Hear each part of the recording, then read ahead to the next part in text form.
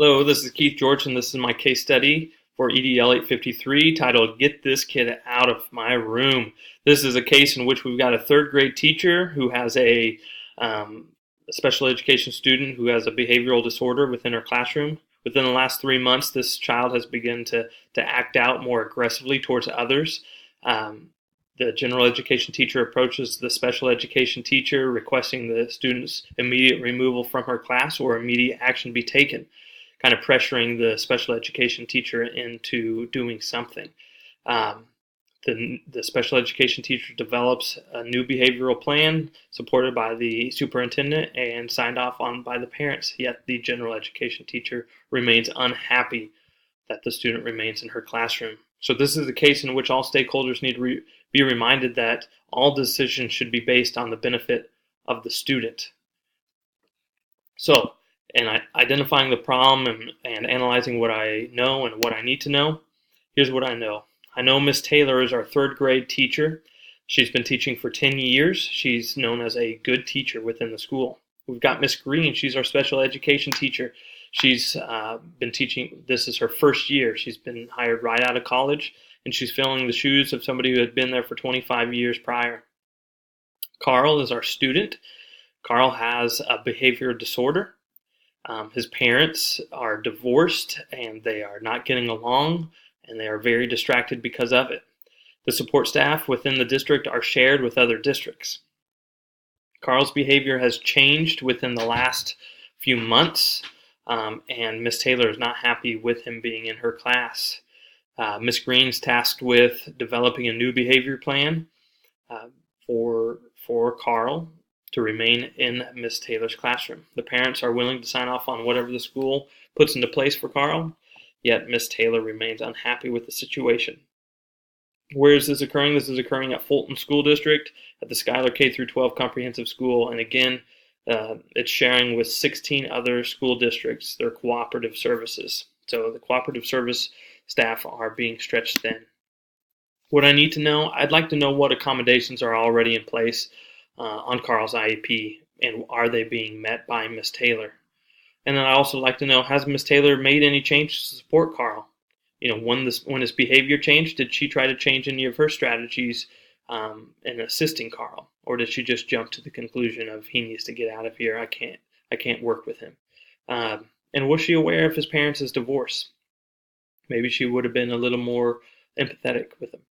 Are there currently any support staff in Miss Taylor's room to provide assistance? And on what days is the school counselor available? Is this somebody who is shared with the other schools, or is somebody available every day? Are there any additional supports that can be provided to the parents and the rest of the family through this difficult time? And in the new plan, in the new behavior plan, what degree of behavior warrants Carl's removal from the classroom? The problems, well, we've got Carl's behavior change, going from self-abuse to now having some physical aggression towards others. And again, this is mainly stemmed since his parents' divorce about 3 months prior. Miss Taylor is not willing to work collaboratively with Miss Green in meeting the needs of Carl. She's just expressing, I want him out of here, get him into the resource room, he can do workbooks. So there's been this lack of communication and collaboration between Miss Taylor and Miss Green, which is where most of the problem lies in my eyes. There's this unhealthy relationship between Carl's parents. His mother, who used to provide primary care to her children, is now working, and so less time is being spent with Carl at home, possibly. There's the cooperative resources and services are being stretched thin among 16 school districts. And again, we've got the general education teacher, Miss Taylor, remaining unhappy with the new plan in place because Carl will remain in her classroom. My plan of action. Since Miss Green has already established a new behavior plan that's been signed off on by the superintendent as well as the parents, that states that, you know, when Carl acts out aggressively, he will be removed from the classroom and so forth. Since we've already got something in place, I think it's just best to now meet again as a team and go back over our obligations as a school in meeting the needs of students. Remind Miss Taylor and the other support staff of what's necessary in meeting the needs of Carl. It's clear that what had been being done in the past was not necessarily correct. So in setting up this meeting with Ms. Taylor and the others that are involved in meeting the needs of Carl, I think it's going to be best to remind them, hey, we are a team. Our goal is to ensure the success of Carl. So let's work together, not against one another. Let's communicate. Let's collaborate. I think it's also going to be important to explain to them the expectations and policies that are required of us under IDEA, free appropriate public education, providing a least restrictive environment, and meeting and accommodating to Carl's IEP. Step 2, at the same meeting, I think it's going to be best if we review this new action plan and identify who is expected to do what within this plan. What appropriate actions need to be taken by what individuals in this plan. I think it's also going to be important to identify clear expectations within this new plan. What constitutes a behavior that will cause Carl to be removed from the classroom? Is it just that he slams his book? Oh, he's out of the room. Or is it he threw something at the teacher, or he threw something or hit another student? So we need to have clear guidelines. Otherwise, I'm afraid Ms. Taylor will be sending him out quite frequently when our goal is to keep him in the general education classroom. We also need to identify a plan for implementing it. We need to discuss it with Carl, tell him, hey, this is what we're doing. This is the type of behavior that we're hoping to avoid, and this is what's going to happen if that behavior occurs. And in monitoring it, I'd conduct observations and follow-up conversations with Carl, with Ms. Taylor and Ms. Green, to identify the effectiveness of the new behavior plan. Action step 3, establish a regular meeting between the school counselor and Carl. Again, I think it's going to be important that if there is a counselor regularly available within the school, we just have a common time once a week where he sits down with the counselor just to check it, just to see how things are going in school, outside of school, what's going on. Are we meeting his needs, that type of deal. Just a little check-in, just to show that we care. Step 4, address special education policies and practices with the whole staff. Obviously, again, what's been going on isn't necessarily correct. So it's going to be important that we keep our staff up to date with the correct policies and practices in special education. So at the next staff meeting or in-service, educate the staff on the current policies and practices required by the school and handed down by the state. I'd review also the expectations and obligations of individual staff duties, such as the special education teacher. What are they responsible for? The general education teacher, the paraprofessionals, the administrators, the other support staff, and so forth. Step 5, provide continuing support for general education teachers and special education teachers. We can't just assume that one meeting is going to fix everything. It needs to be continual support, continually remind teachers of and educate them and train them on current laws and policies. And we need to have something in place for new teachers such as Miss Green. I hate the fact that she was put in a situation where she was being pressured by Miss Taylor to do things that the same way that a previous staff member had done it, and so forth. So we need to have something in place, some supports, and maybe a mentor in place for new staff. I'd also be working to establish a common time where general education teachers and special education teachers could meet to discuss the effectiveness of the special education program. Resolving the issue, meeting the success of all students.